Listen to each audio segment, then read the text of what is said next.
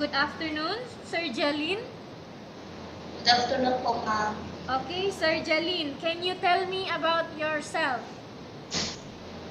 I'm cerjia Española. I'm a married woman. I have 5 kids, 3 girls and 2 boys, and I'm with my husband, and I'm happy with my family, ma'am.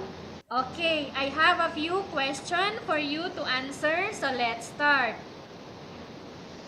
Okay po, ma'am. Why do you want to work as a maid? I want to work as a maid, ma'am, to my family, to earn money and save my family, and I want to give her abundant life, ma'am. Why you choose Malaysia when there is a lot of other country? I choose Malaysia, ma'am, when there's a lot other country because I want to explore my knowledge and I want to know that tradition and the conditions of the Malaysian country, ma'am. How are you qualified for this job? I qualified for this job because I do my duty and responsibility and I give my best to work my job. May I know what your education level is? My educational level is, ma'am, is high school graduate, ma'am. Okay. What is your recent working experience? My recent working experience, ma'am, I work as a domestic helper in Bahrain. Domestic helper in Bahrain. Yes, ma'am. Okay, how many years? I work as a 2 years contract, ma'am. Okay, 2 years finished contract. Yes, ma'am. Okay. Do you have experience of taking care of baby? Yes, ma'am. Okay. How Since about birth, ma'am. you mean your own or Yes, my own baby, ma'am. okay. How about elderly people? Yes, ma'am. I taking care of elderly people. How old is the elderly? 72 years old po, ma'am. Okay. Do you have any other special skills? Yes, ma'am. Like massage, ma'am, manicure and pedicure, ma'am. Okay. Are you willing to learn new skills? Yes, ma'am. Are you willing to work with the family where the mother-in-law or any relatives stay together? Yes, ma'am. Currently, are you still working now? No, ma'am. Do you know how to cook? Yes. Yes, ma'am. What sort of food can you cook? Filipino food. How about other dishes like Chinese food, European food, Indian food, and Malay food?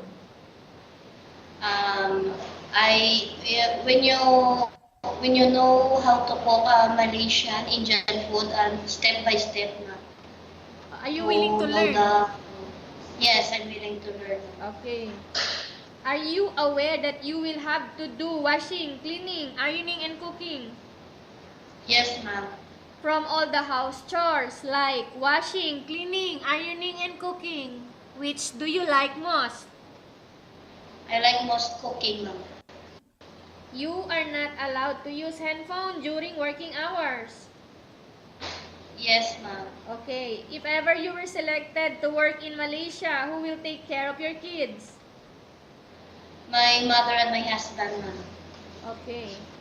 You are only allowed to use handphone after you finish all the works and when going to bed.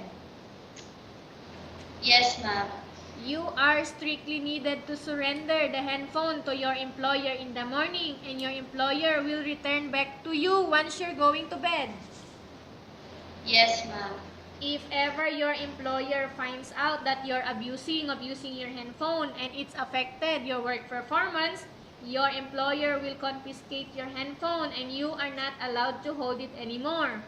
Instead, your employer will allow you to call to your family 3 times in a month.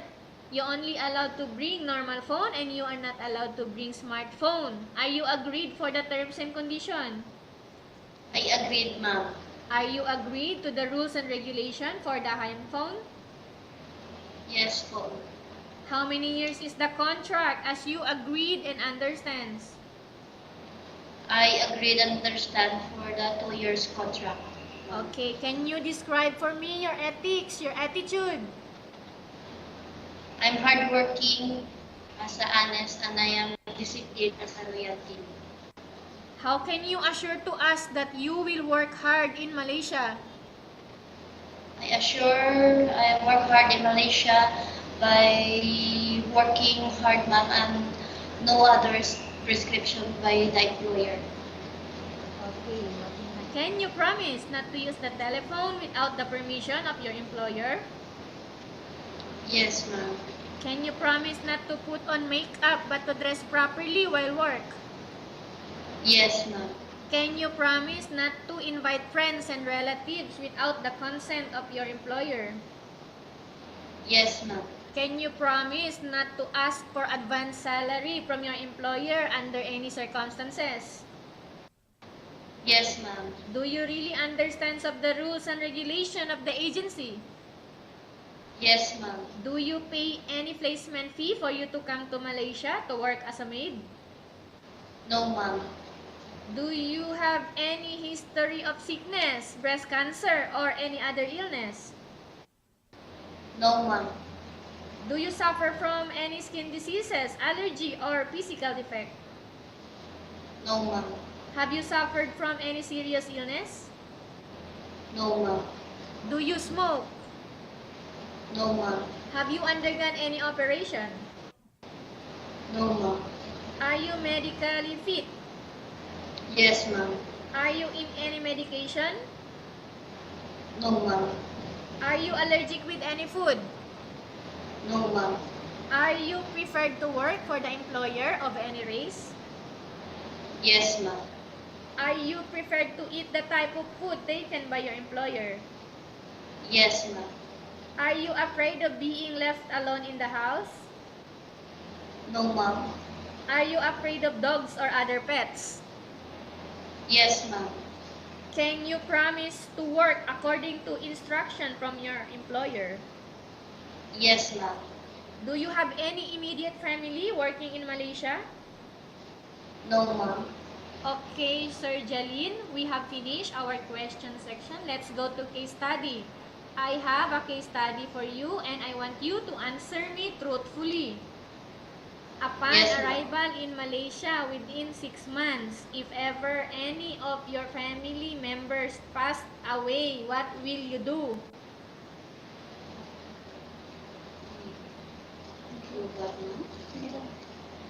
Sir Jalin? Ma'am? Okay. Upon arrival in Malaysia, within 6 months, if ever any of your family members passed away, what will you do? I will accept it and I will, for God's will, ma'am. Okay. What will you do? Will you go back or will you finish your contract? I will finish my contract po, ma'am. Okay, tell us about yourself and why do you want to work in Malaysia as domestic helper?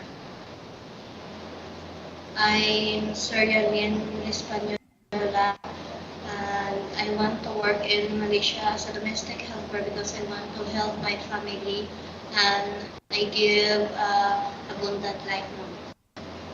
Okay, what do you want to tell to your employer who are watching your video right now? I'm tell to my employer to watching my video, ma'am. If you choose me to work in Malaysia, I will do my best and my duty and my responsibility to work hard in Malaysia. Okay, thank you very much, Sir Jalin. We will update to your agency if there is any selection made by the employer. Thank you very much, ma'am.